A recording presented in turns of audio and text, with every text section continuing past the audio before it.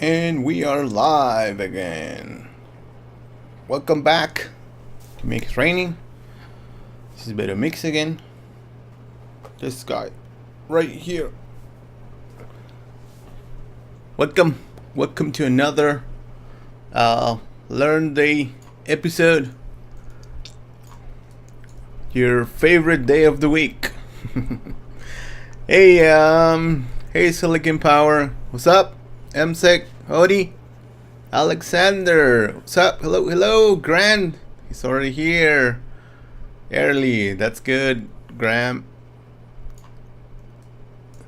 Santi Dark, hello. Mediboy, hey Mediboy. Oh, my microphone's speaking today. Alright, let's get the volume a little bit lower. Alright. Hopefully that's better. Hey, how's everyone doing? My freaking camera keeps doing this stupid thing. Let's see if that's better. I think it's a little bit better. Whatever. What's everyone doing? Nick Peterson. Hey, what's up, Peter? David? Ahmed? What's up, everyone? I think you can hear me correctly, right? Alright. Mohammed, what's up? Wednesday. It's not Wednesday. It's LearnDay. It's LearnDay, not Wednesday. That's why it's called LearnDay, because it's not Wednesday. It's LearnDay. It's our day to learn stuff, share stuff, and all that awesome stuff that we do. Muhammad, you're new to Houdini? Yeah, I'm pretty new as well, dude. Oh man, it feels like that sometimes, like I'm a new guy in Houdini. So let's just wait another minute for more people to get here. Maybe more people will get here, maybe not. I don't know. Who would know? Let me open my notes about. I had some things to cover today.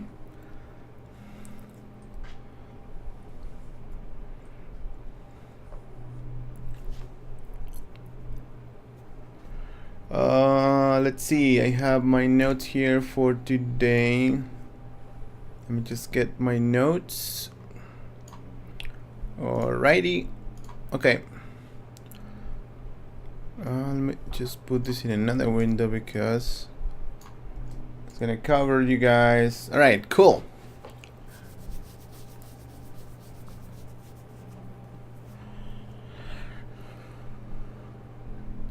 Mohammed has a question. Hey, Node Nest, what's up? What's up, Node Nest? Can I have whitewater to ocean rig? Yes, any ocean can have whitewater. Just use the tool from the shelf. That will get you going. I don't understand the question completely, but should be something like that.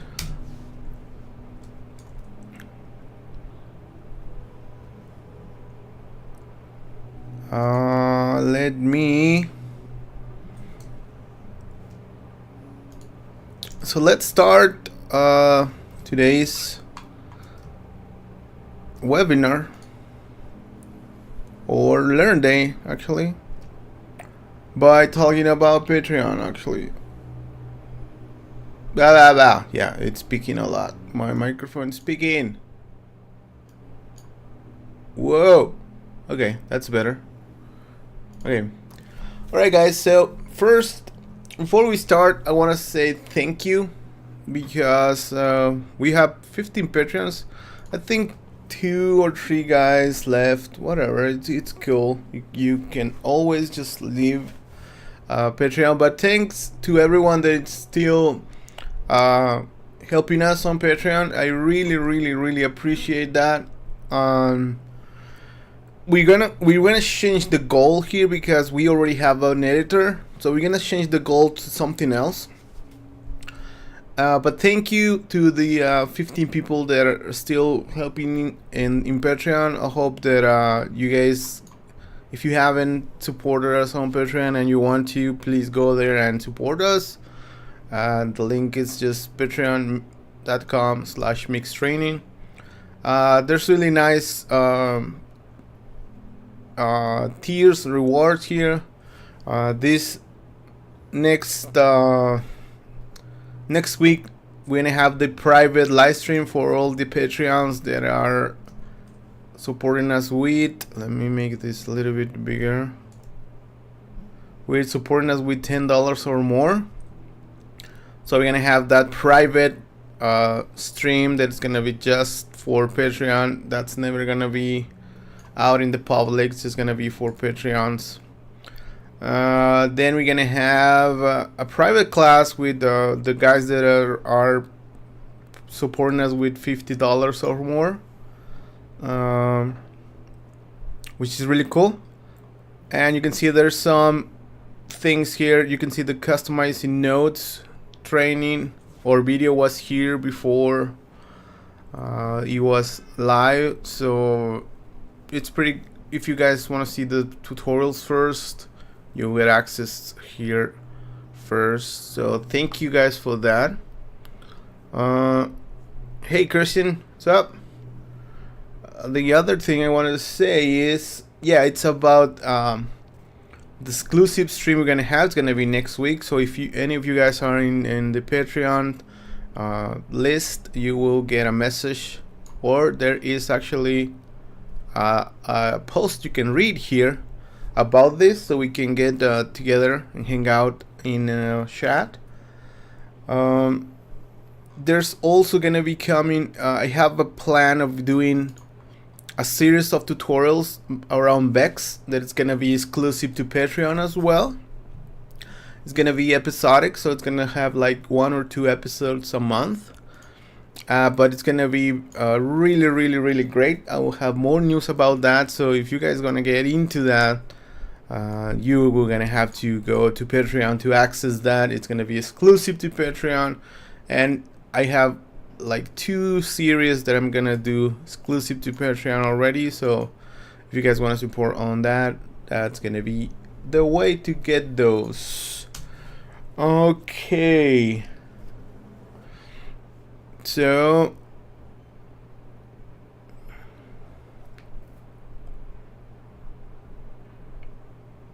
Hamed, I don't understand your question, man. I'm sorry. I need only flip selection, but I can have it to select small or large option. I don't know what you're trying to do. Sorry, man. Hey, Felipe, greetings from Spain. What's up?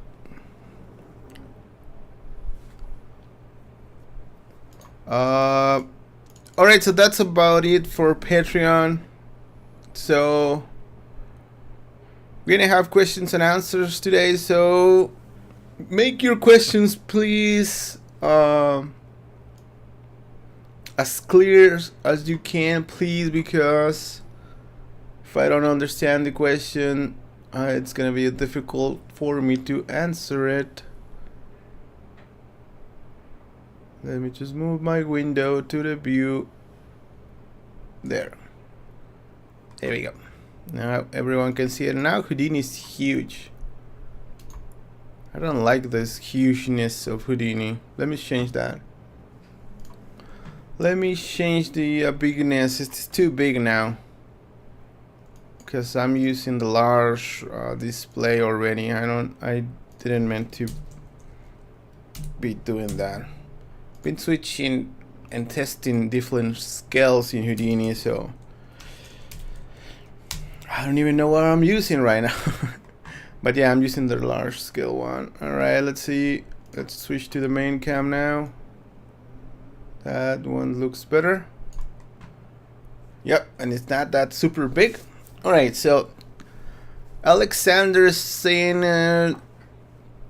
tips for lava shader.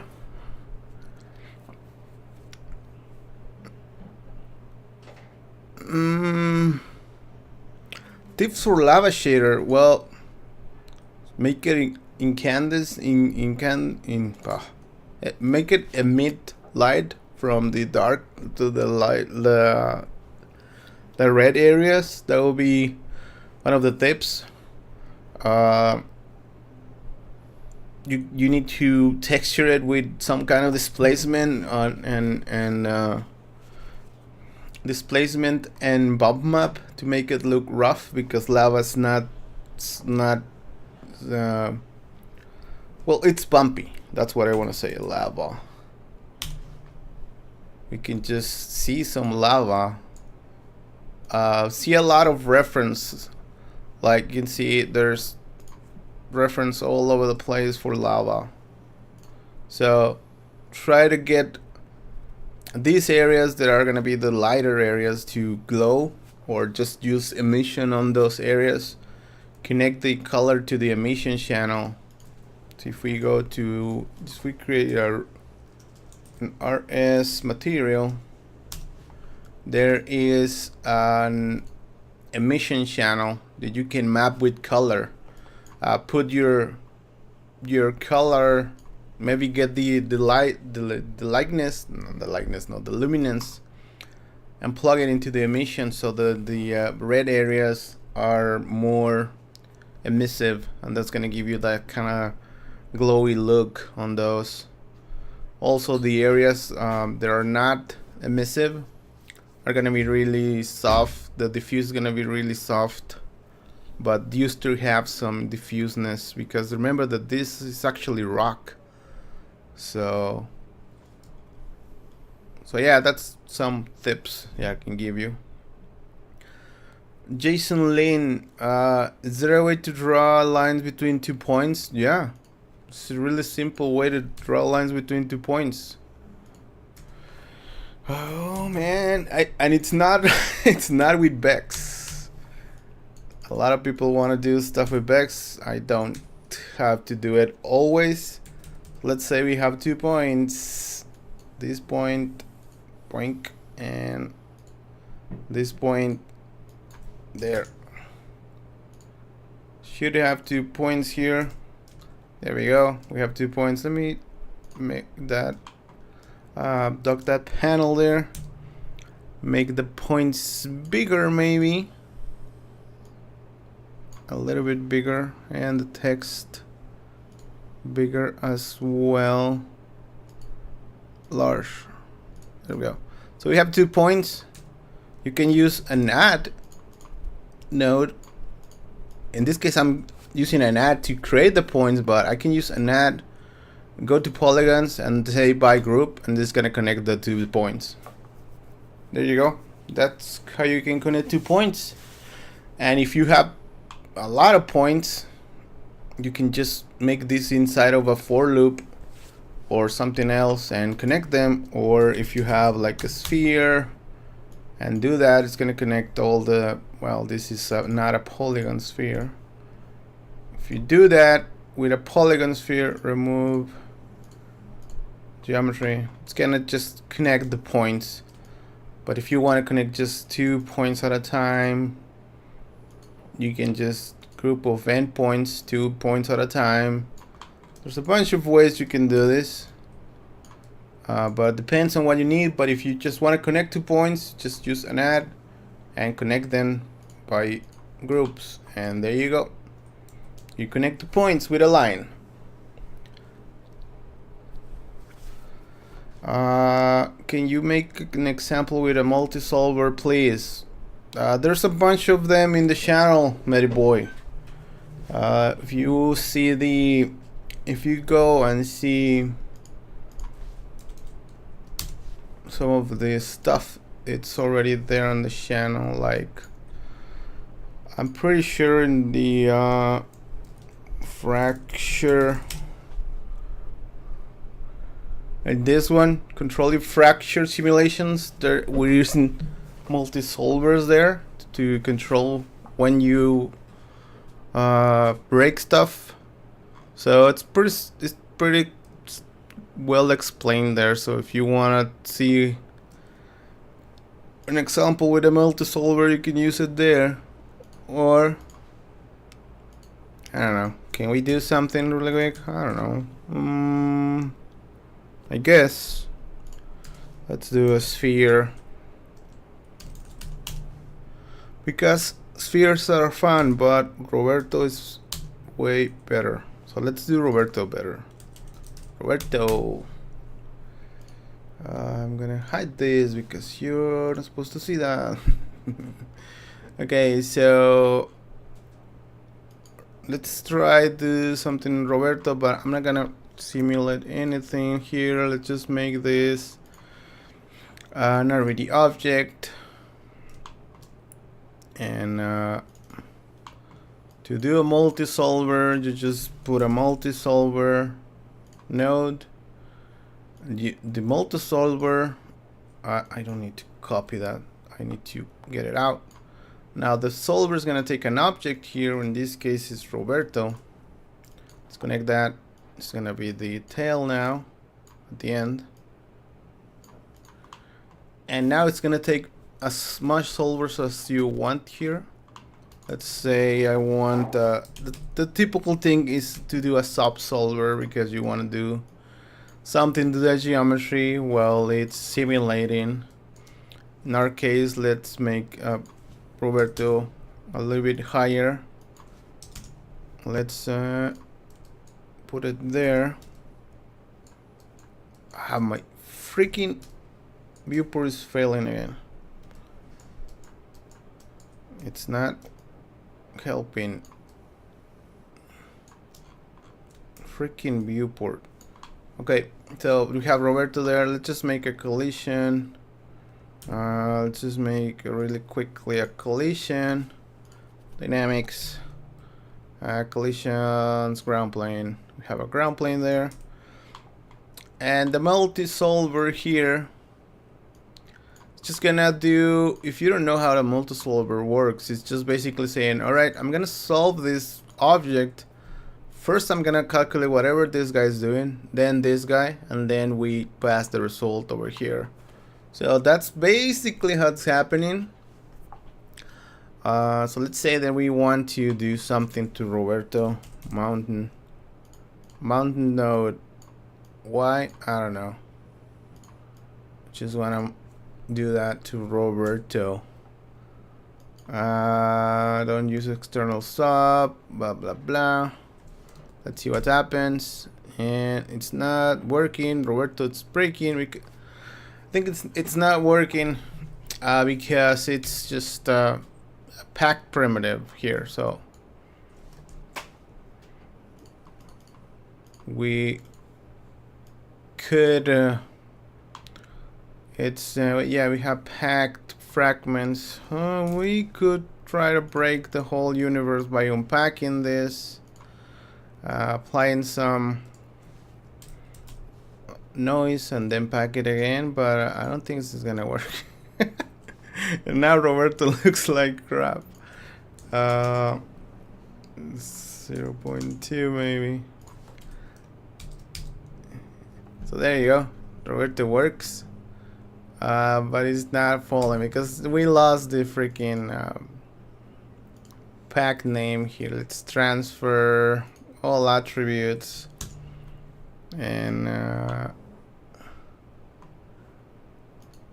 transfer all attributes here. Let's see if it works.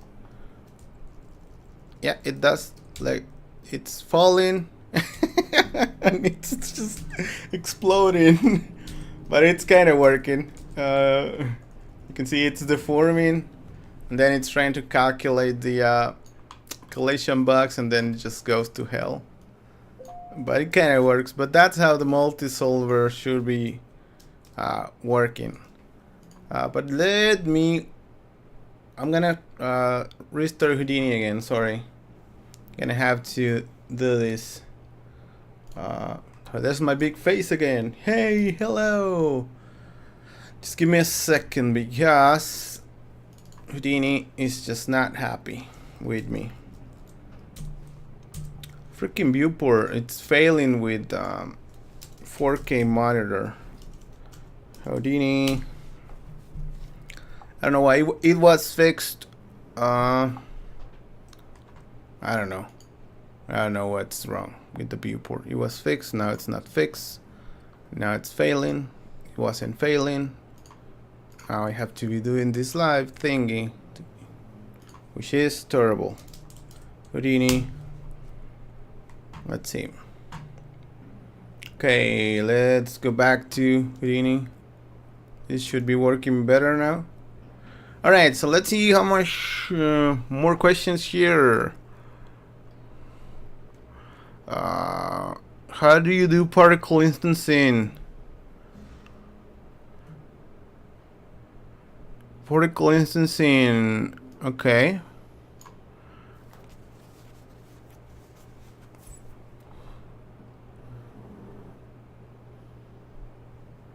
Let's see what else is here.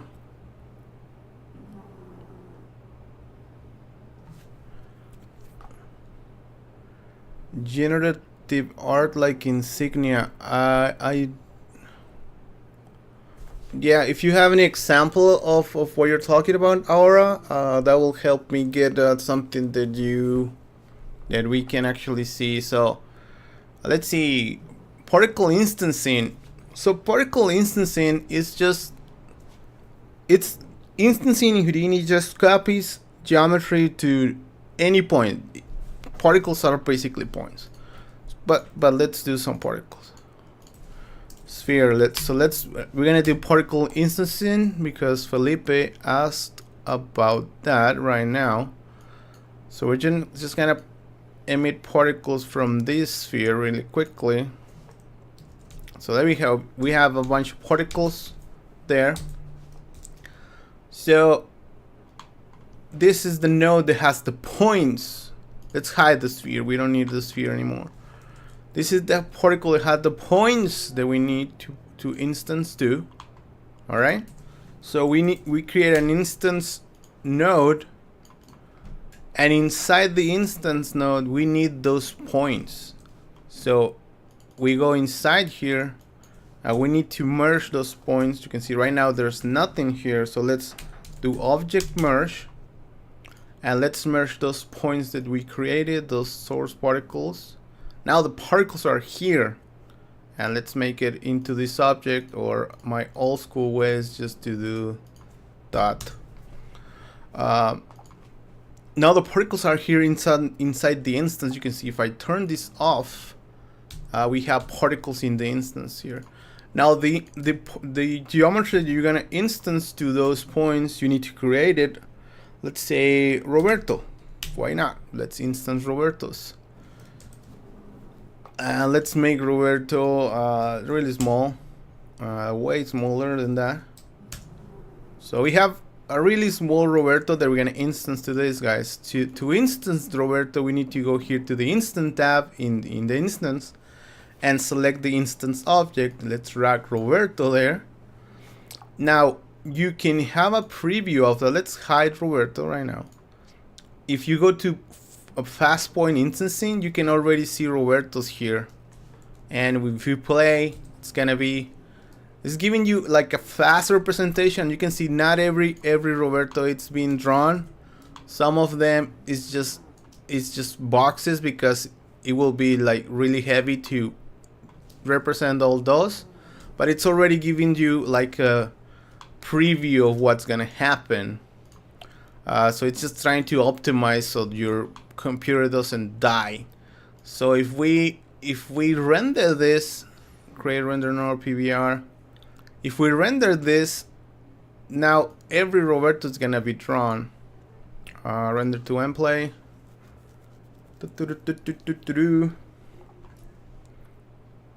And I have no lights or what? Maybe it's because I hide this Roberto. That's right, and that's always getting me. Like you have to. Yeah, there we go. So now at render time, every copy or every instance of Roberto is gonna be drawn.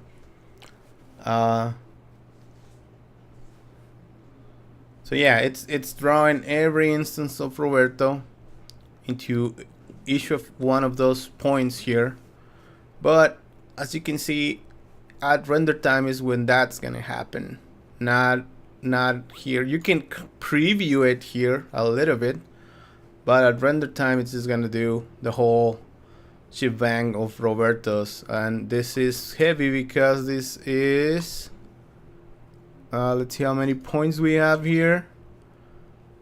Like 3,500 points is not much, but Roberto has a lot of geometry, so it's just rendering away like that. So that's how you instance any geometry into particles. So let's see what is the next question. Yes, you can resample lines and give them noise.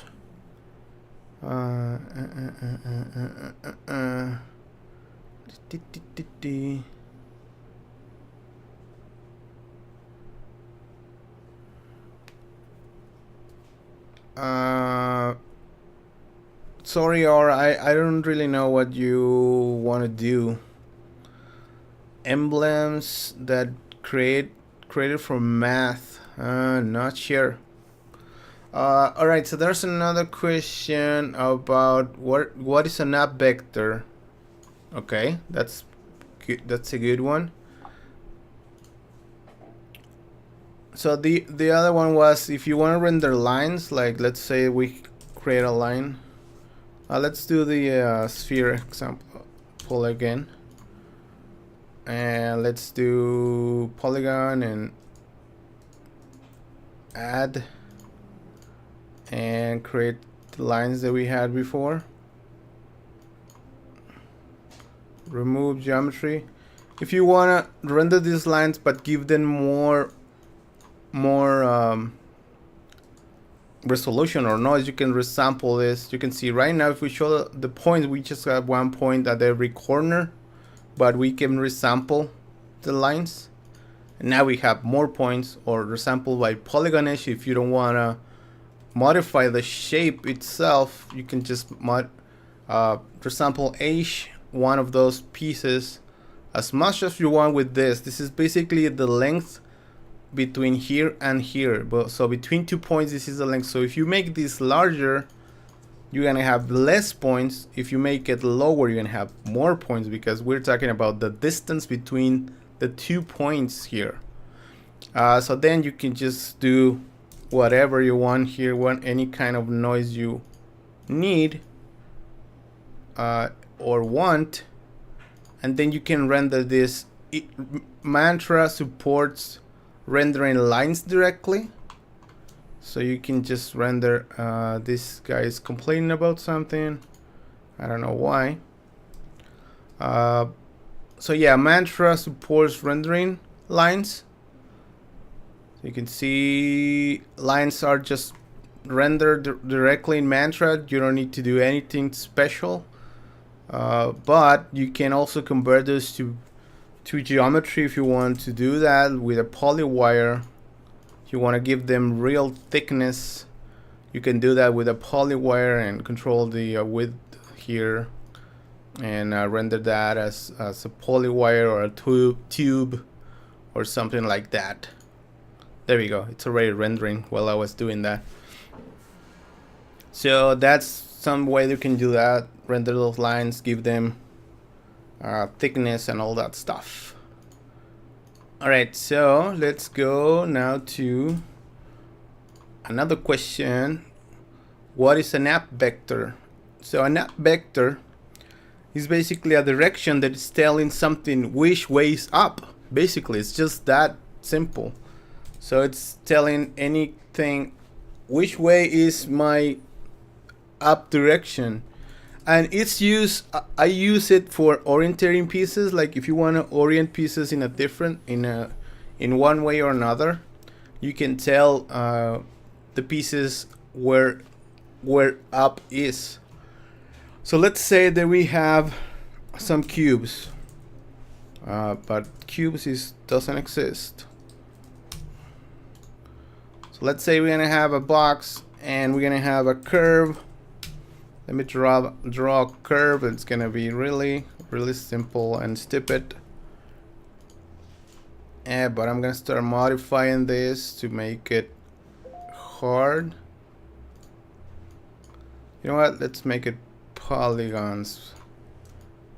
Or just resample this. Alright, so it's gonna have this weird angle, the curve.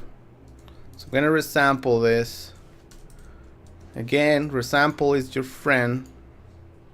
So we have a bunch of points there now. And we're gonna copy that line, copy the points. I'm gonna copy this box actually to this line. So we have a bunch of boxes there copied to that box. To that line, sorry. But let's say that right now, like, the boxes are kind of taking the direction of the curve. But let's say that I don't want that. I want all the boxes to be pointing up. I can actually do that with creating an up vector. And I can create, let's see, I'm not sure if I can add it here or in the other side. Let's create it here for the box. I'm gonna create an up vector, which is just up. Houdini will know what you're talking about. And let's put it in the y direction here, 1. And you can see this not working in this side, so maybe it's gonna work on this side. It doesn't work as well. Weird. Transform. Yeah, copy the points is stupid sometimes, but it's an up vector. Have it. Oh, sorry, it's my bad there. Let's do it again here.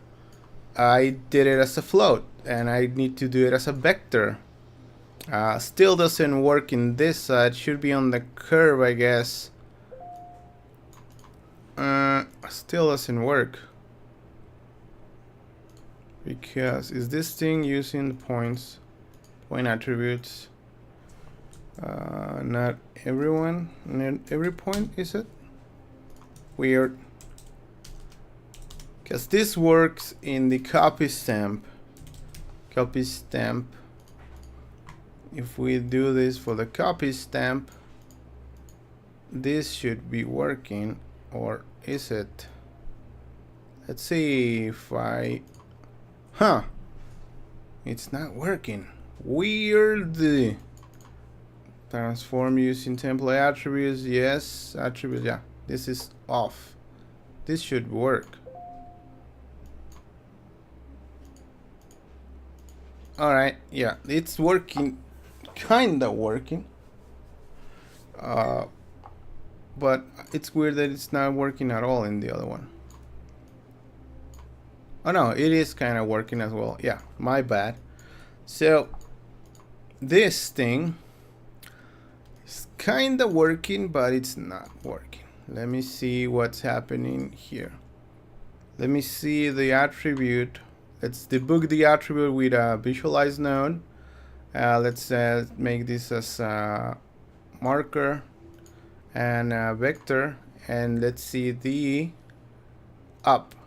And yeah, I think the normals, it's what's giving us the bad direction there.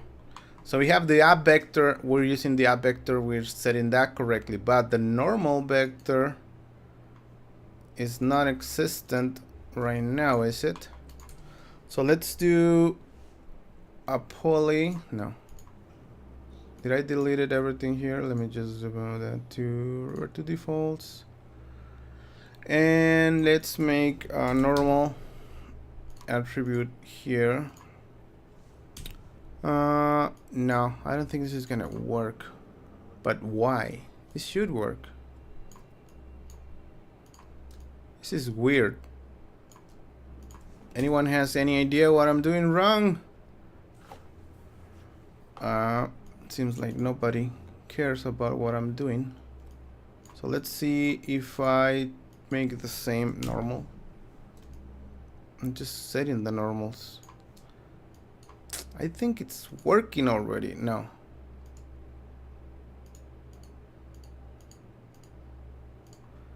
Let's make the normals follow the tangent polyframe. And I want the normals to be the tangent, as we always do.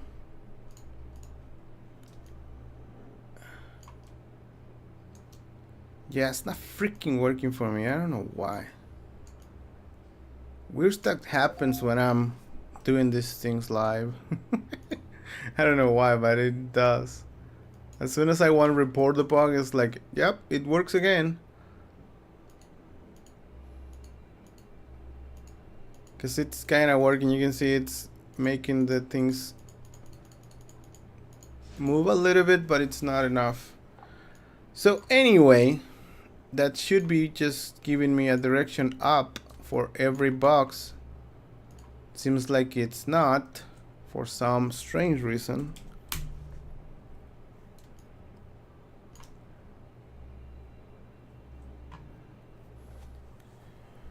But yeah, a up vector is basically just telling something which way is up. Basically, it's just that simple.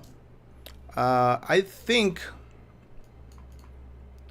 I'm doing something wrong here, totally, but that's the idea.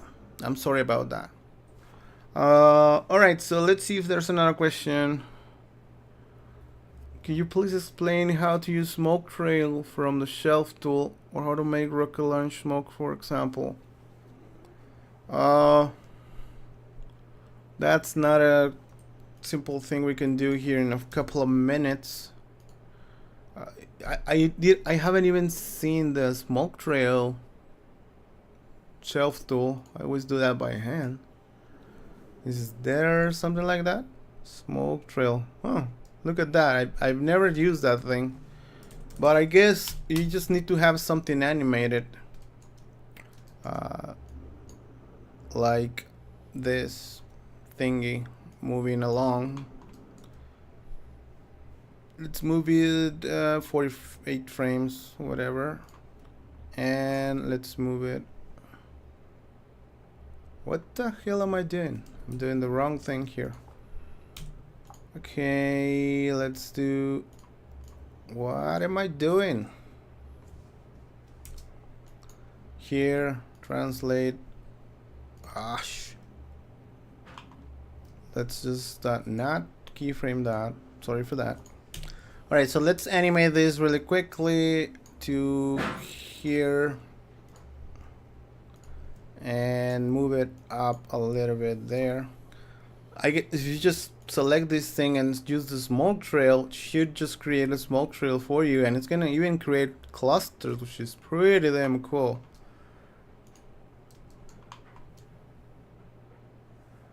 Okay, creates that, which doesn't look like smoke, but it created clusters. Let's see what's happening here. It's there we go. It's creating smoke. But I'm on wireframe. Let me see. There we go. It actually creates really nice clusters for your smoke, which is exactly what you need to do in a case like this. Not a huge object with just one container, and that's how you do it. It's pretty simple. Just animate your object and hit the smoke trail, and creates all your stuff. That's how you do it. Sahak, hey man, what's up? Christian, how to make that Roberto's into RVD sim while emitting? You could make a lot of Roberto's with RVDs with a packed geometry if you want it. Like, I think this is clear. That was really simple. Just animate your object, press that thing, and go.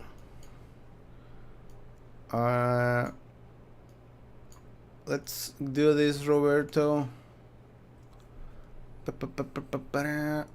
Let me remember how to do this. RVD object. So it's gonna, let's add some collision here. Why am I not in the collision thingy? Collisions, ground plane.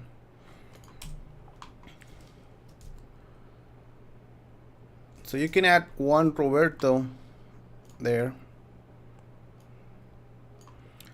But if you modify this creation frame, you can have multiple Robertos. Like, let's say I don't want to create it in the first frame. Right now it's just saying do one Roberto at first frame, but what if we say if the frame modulo 5 is equal to 1 to 0 actually. So this means if the frame is dividable exactly by 5, it's gonna do something. So you can see that we are actually not doing anything. Oh, I'm assigning the value. Is it? Nope. Maybe I'm doing something stupid here, but let's do this. Try it. It's not working. I did this recently. I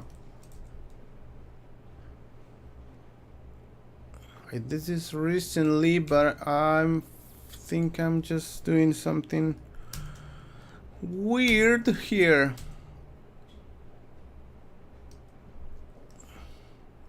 Yeah, it's all in this freaking expression, but what was the freaking expression? Now I have to look it up.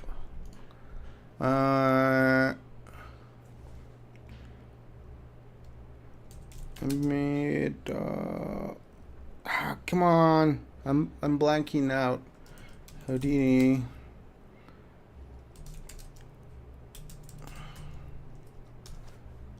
Just look this really quickly.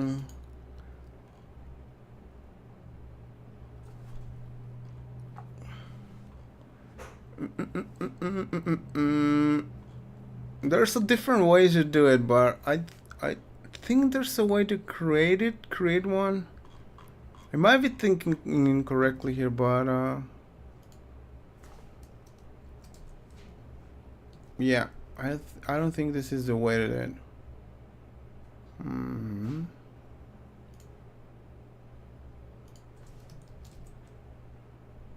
No.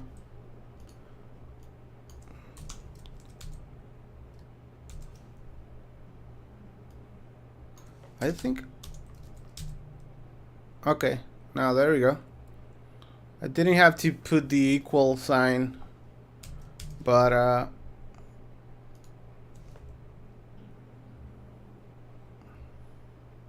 do I? I think I do.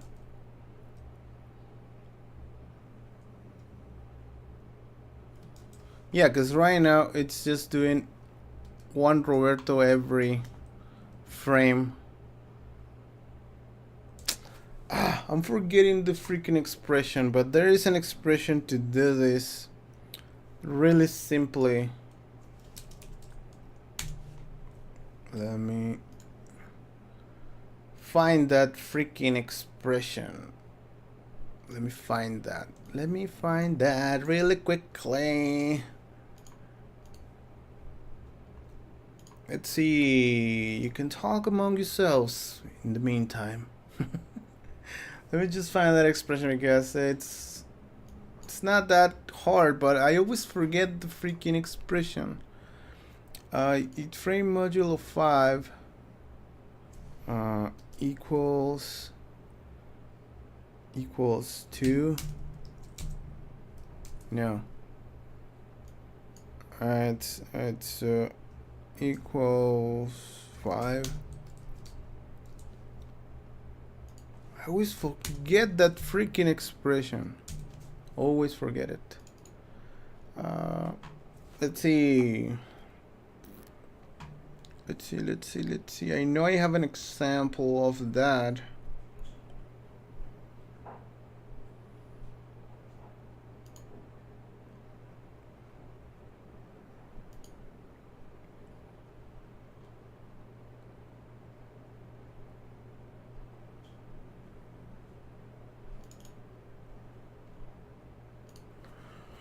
but I need to find it. I always forget the freaking expression to do it. Nah, I don't remember the damn thing. But it's something similar to this. Let me just do this. Maybe I need to peg this into freaking.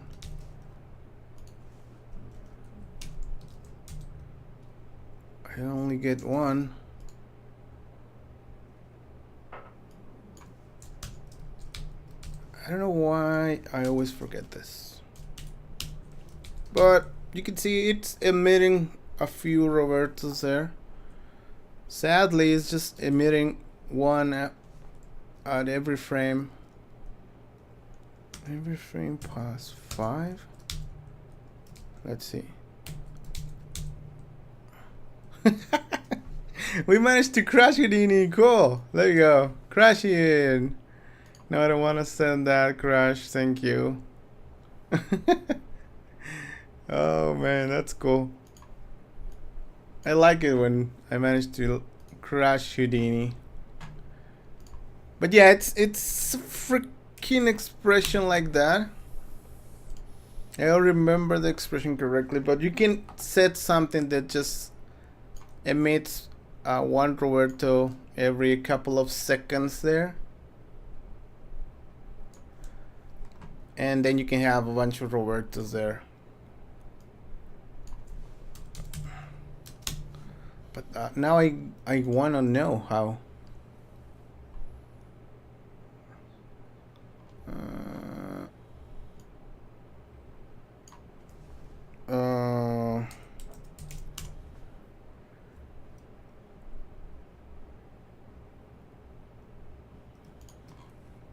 There's another trick to do it with a particle source as well.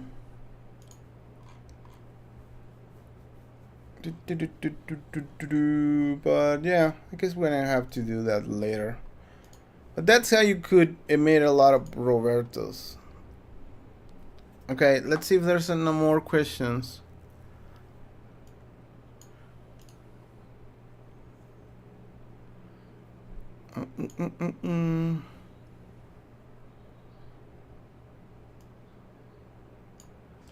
Okay, let's see if we can open this link that somebody shared.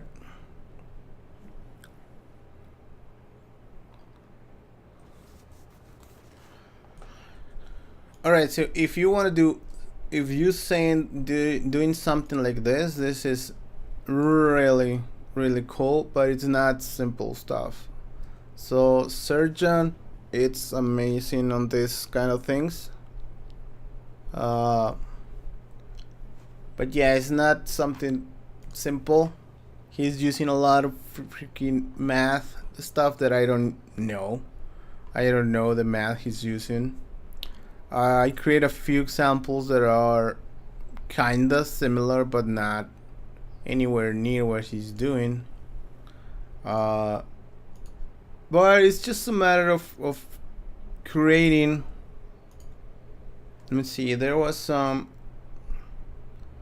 stuff that I did.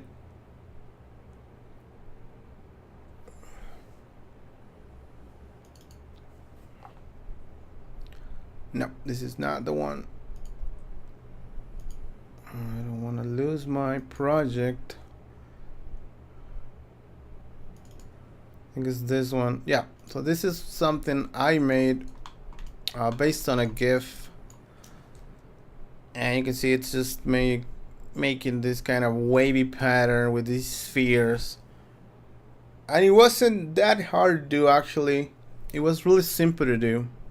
I have another example here that actually was kind of an accident that I was doing.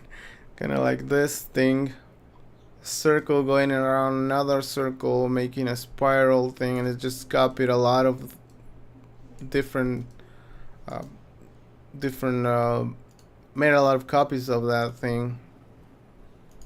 So this is the main object, which is basically just a sphere like that rotating, and it's being copied to the same circle, and then it does that, and then I copy that into a bunch of grids, and then it does that.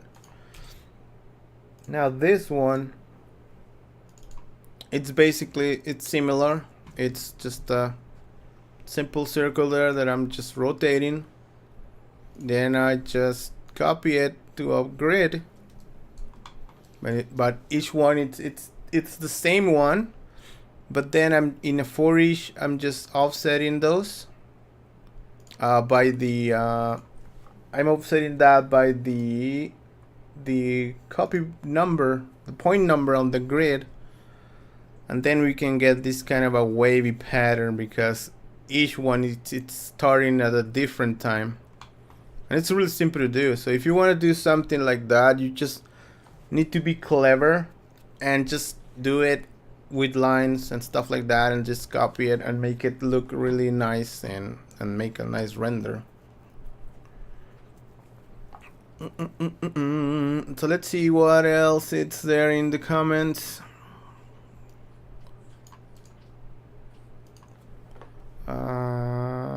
Let's see here.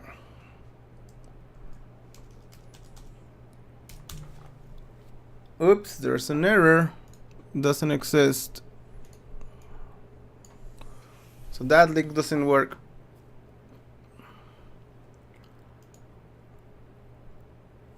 So Sahak has a question. When distributing windows or domes among a line using modulos to make windows length adjust depending on the length of the curves being copy stamped to. I have no idea what you're talking about, but you can measure the curve. New. Discard. So any curve you have, let's create a line. That it's not a line, right?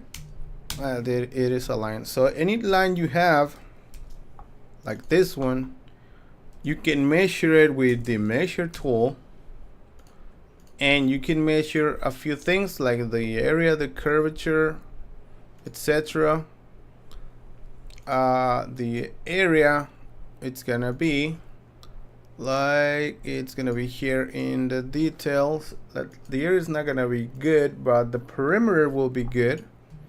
Like if I make this 5, you can see the length of the line, it's on the perimeter, and so you can use that to control your windows if you are doing something like that, like taking the length of the line and using that to modulate the size of your window. You can do that, like have the length of the curve in a parameter and then reference that when you are trying to copy those windows. Do you need to reference the world for up vector to work? No, up vector can be any vector you declare. You are just saying this is the up vector, but by default the world knows that the up vector is the y-axis, but if you want to change that or explicitly force it to use that, you can create your own up vector. You stretch a line in the windows or doors pop up depending how long the initial line is. Stargate wormhole effect. I don't know the effect, but I'm pretty sure there's a way to do it. What will be the approach to recreate this effect? Let's see the effect. I don't know what the thing is.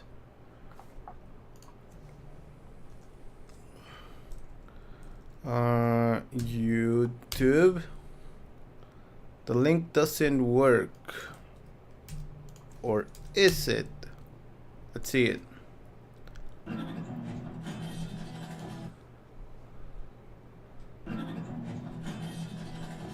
Okay, let's see. I'm not seeing the...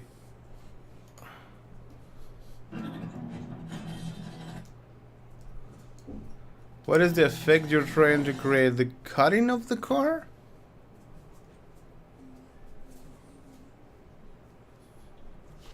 Grain solver for the split and everything else RBD. If you're trying to split the car, that could be done in a few different ways, but I don't think the card's been split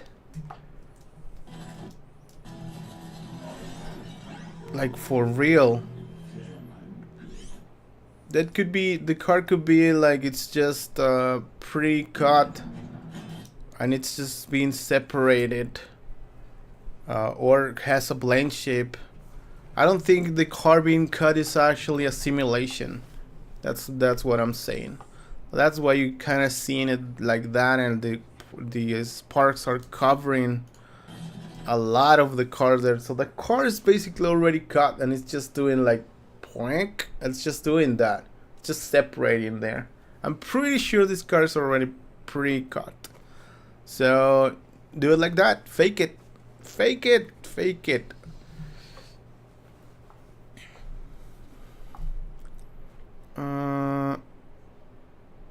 Hey Panuro, Michael Rockford, it's doing great.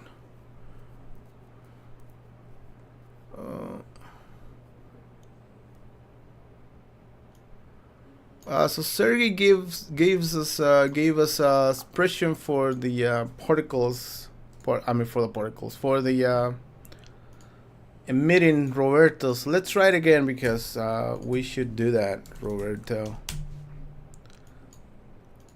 Let's put it up and rotate it a little bit and make it a rigid body.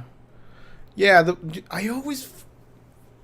I needed to use an if, right? Yeah, that was the part that I was missing. I wasn't using an if statement there, so it wasn't evaluating correctly. But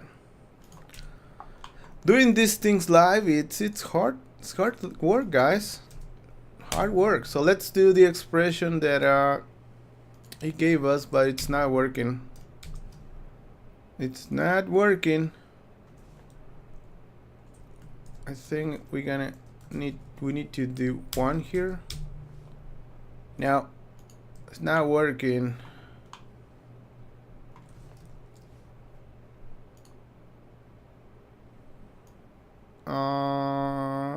No, not working at all. If this is true, maybe we don't need that.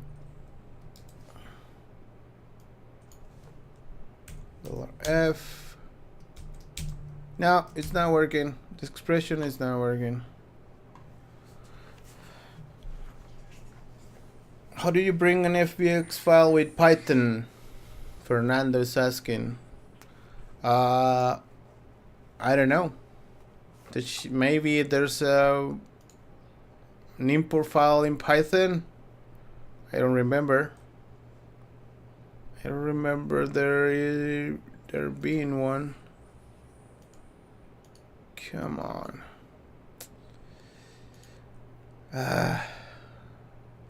Stupid help. Let's see. Import file.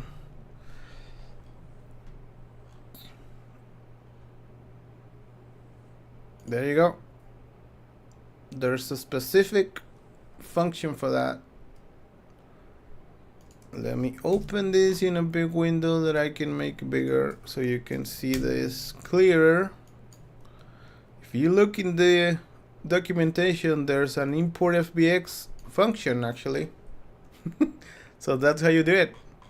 It's in who file import FBX function, and there's all the data you need to fill or not fill if you need to import the file. That's how you do it.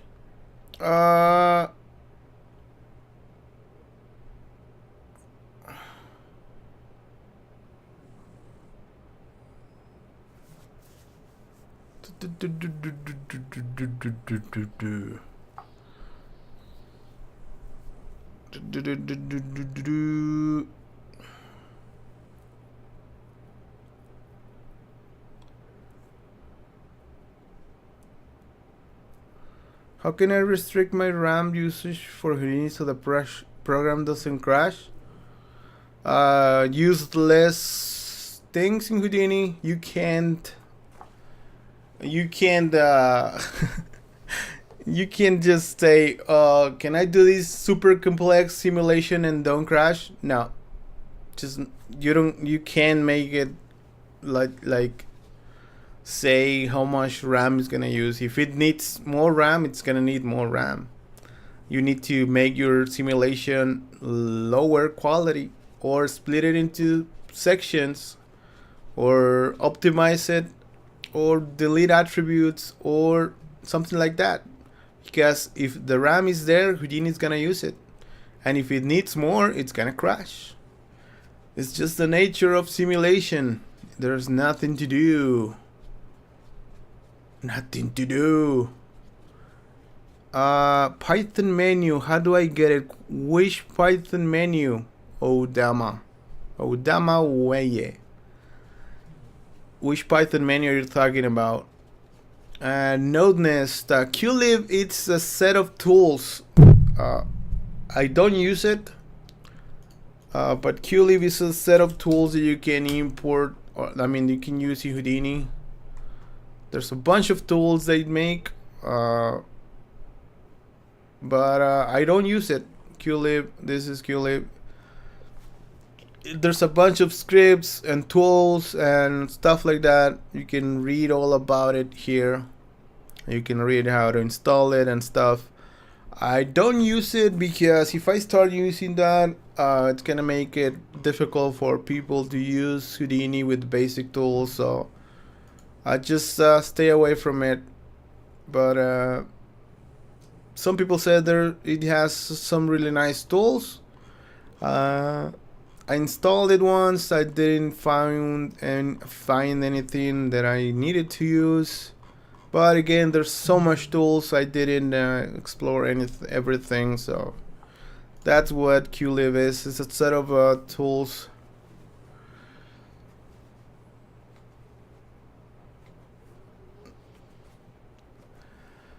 So you can restrict RAM use at all. That's not a Houdini thing, man. That's a system thing. The only thing you can kinda restrict in Houdini is caching. How much memory it uses for caching. Like in here, for the AutoDAP network, there's how much cache memory you can use. But when you're doing a simulation, the simulation is gonna take RAM to calculate the next step and the next step and the next step. So if you don't have enough RAM, it's just gonna crash. So you need more RAM.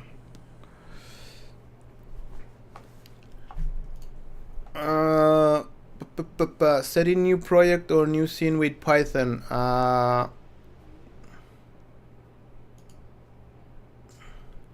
You can't set the. If you're the guy that asked me on YouTube, see the tutorials. There's already all that information's already there, man. See the tutorials from the beginning, please.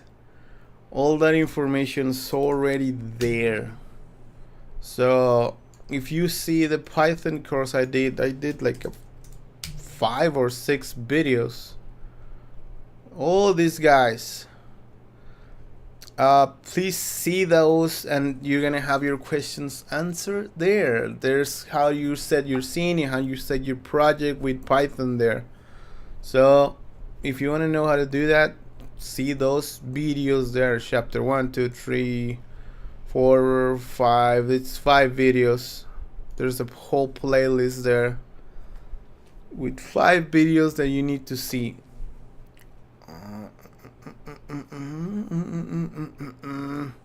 Alright guys, please ask any extra questions before we wrap today, because we need to finish. So what are your favorite microsolves for doing pyro stuff? Oh, I love the disturbance, the gas disturbance node. This just makes pyro stuff look cool, especially fire. When you're doing fire, always use the gas disturb. It's gonna make it, and you can use it in different. Like you can add a merge, and add it like 2 or 3 times depending on your amount of detail. Like add one and add another one, and then make this smaller, like the block size, so you will have layers of detail, and it's gonna look cool. The gas disturbance, use it a lot. It makes it way better, way better. Danny, thank you, man. Thank you. Alright, guys, so. Oh, there's another question. Christian, what mathematical sections besides linear algebra or trigonometry you recommend to study more to do better at VFX 3D in Houdini? I'm gonna answer this with something that you are not expecting. And I think the best thing you can study is not math. It's being clever. And one of the or a few of my favorite artists are actually flame artists. And flame artists learned over the years to be clever with tools. So I would recommend, instead of trying to just learn math, learn how to be clever. Learn how to think out of the box. Math will help you, but it will only help you once you have an idea, once you have a goal. And you are not gonna learn goals in math. Math it's like a vehicle, but you need to have a direction to go. You need to have a goal. And I really recommend all of you guys to see like all flame tutorials. There's a bunch of flame tutorials that you people do incredible things with the most crazy stuff. And a lot of people right now in Houdini are going too much towards math, and that's not the solution. That's not the solution for Houdini. If you make clever use of the tools that are in Houdini, you can make a bunch of amazing things. So again, also I can recommend math because I'm not a master or mathematician. I didn't go to college, so I don't know that huge level of math. And I can still do my work, and I can still work on feature films. So try not to just go for math. Go for being clever. How see a freaking node and say, how else can I use this node? What else can I combine it with to make it a really clever combination, or doing this problem that I have? And that's the best advice I can give anyone. And that's the mentality. You will get better at visual effects in any software, anything in the world. Okay. Just last question. Paniru says, how can I make a drop of water fall into a leaf and bend the leaf with the thingy? Well, you need to make the leaf something, let's say a cloth object, or a or a solid object, which is the solids here, and then the water will interact, or the flip fluid will interact with the solid object, and you will bend it. Or if you make it a cloth object, you will kind of bend it a little bit as well, and do that. So that's how you can make something like that. Alright guys, that's it for today. Just before we go, I'm gonna remind everyone that my training is still, you can buy it here, Magical Fire Effects. It's really cool. If you want to see more of how I work, there's a lot of stuff of how I work here. We're gonna have, we are preparing again the new site. We're gonna have a lot of new training. I'm preparing a lot of new training. We're gonna have new training really soon, and the new website and the new store and new mentors. Everything's gonna be so cool. I'm so excited about what's coming. So that's gonna be it, guys. Drew Whitehouse, says quick one, dip compositing. How do you use it? Can it be done with the Houdini compositor? I don't use deep compositing because I'm not a compositor. I'm not that serious into compositing to use deep compositing. I've never needed deep compositing, and I've never worked with clients that needed deep compositing, so I can't speak about deep compositing. Sorry, Drew. Alright guys, thank you again. I really loved you guys being here. Thank you. Let's keep learning together. And I don't know, it's cool. Thank you for being here, guys. Really love that you guys are here, spending some time with me. Thank you, Grant. Grant is saying that he just went through the whole series here to this whole, and it's great. So Grant is recommending this. Go buy it so I can eat. I'm hungry. All right. All right, guys. I will see you next week. Yeah, it's time to find that button, Grant. You know it really well, but I know where it is today. It's right there. I'm gonna punch it. Go later.